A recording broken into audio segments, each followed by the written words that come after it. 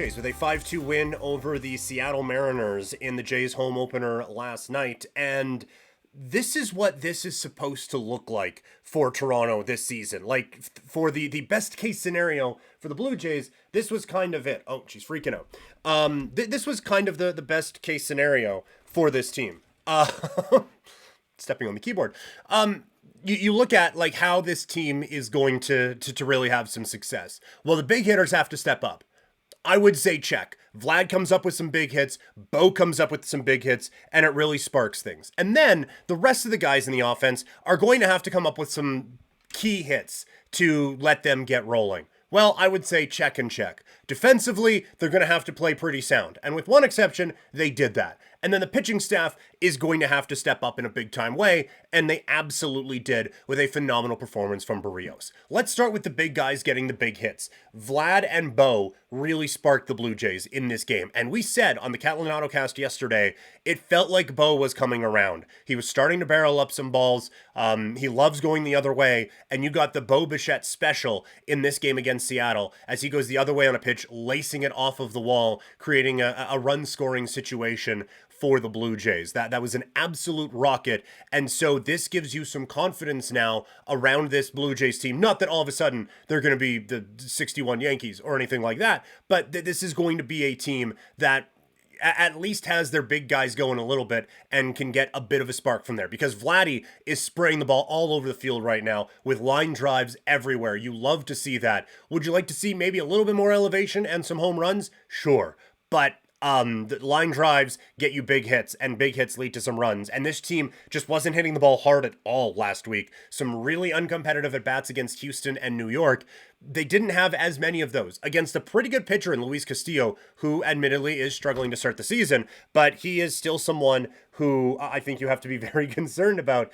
And the Blue Jays, I thought, had some big hits from their big guys in that game. And then the secondary guys need to come up with some big hits. Turner looked like he was going to hit a home run, but that one hit off of the wall. You have Kirk coming up with a big hit as well that drove in the first run of the game. I don't know if the microphone's picking up my cat scratching right beside it. And then you have Davis Schneider with two of the biggest hits of the game for Toronto, or at least two good hits in this game for Toronto that helps kind of keep that line rolling. They need that. This is not going to be a team that scores 5 runs on 7 hits and 3 home runs. This is going to be a team that the line has to keep moving, and some of these depth options are going to have to step up with big hits and big times, and Toronto did that.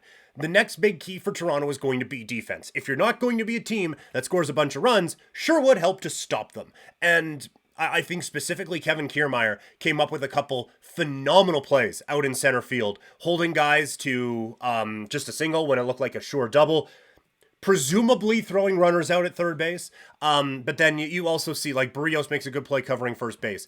Biggio made a couple really strong plays at second base for this Blue Jays team. That is going to be such a key for them this year. They have to be basically perfect with the glove if they're going to make some noise in the American League this year.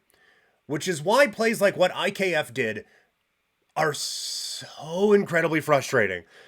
So if you miss the play, Kiermaier makes a really good play to cut the ball off. Runner's trying to go first to third, and he throws a hose right to third base, beats the runner by several feet. But IKF takes his eyes off, looks up, sees that they might be able to get a guy out at second.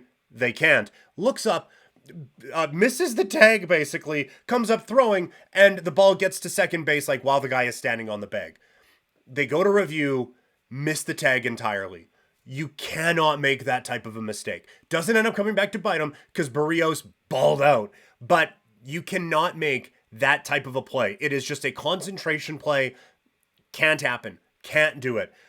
This team is not good enough to be giving up extra outs and extra runs to teams that are struggling offensively like Seattle. That was a huge play, it could have been a huge play in the game. If Seattle was going to get back in it, that was a chance to. Instead of runner at second, 2 out, and you've just made a great play, now they're second and third, 1 out, and you're a batter away from the top of the order.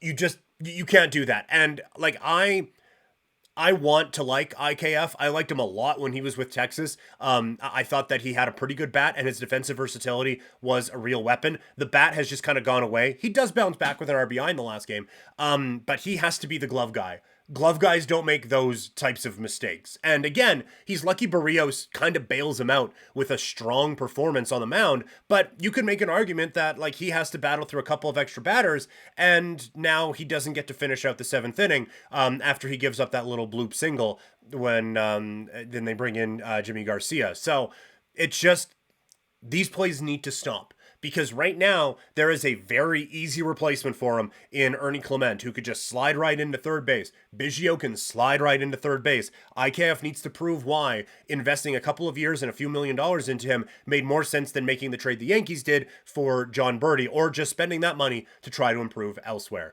One last one. Davis Schneider needs to be in the lineup more. I know this has been a big conversation on Blue Jays Twitter the last little bit. I will continue it here. A couple of big hits in this game, both of them coming with 2 strikes, and just simplifying the approach, get the bat on the ball, and have some good things happen. That is exactly what you need from Davis Schneider. And for a team that is struggling offensively, he is clearly one of your better hitters right now. So I think you have to get him in the lineup more than not. And look, I understand I haven't looked for the lineups yet. If he's not in there tonight with Bassett on the mound, I don't mind that, because a lot of balls get put in play with Bassett out there, and you need your optimal defensive lineup. And as much as I like Schneider, there's a better defensive left fielder in Varsho. There's a better defensive third baseman in Clement or IKF. You're not taking Bo out of the lineup. And at second base, again, you can go Clement or IKF, and you feel very good about where they are at second base. So if Schneider's not in the lineup tonight, I'm not going to light my Blue Jays jerseys on fire, but he is absolutely someone who should be in there more often than not, because he is something this lineup is desperately lacking right now, and that is a good offensive player. So we'll see what the Blue Jays can do tonight, again with Bassett on the hill. Watch for the Catlin Autocast for a more in-depth Blue Jays talk coming out every Monday here on the Couch Potato Diary Sports Network. Also, don't forget to follow me on social media, Twitter, Instagram, and TikTok. I am at Primetime Klein.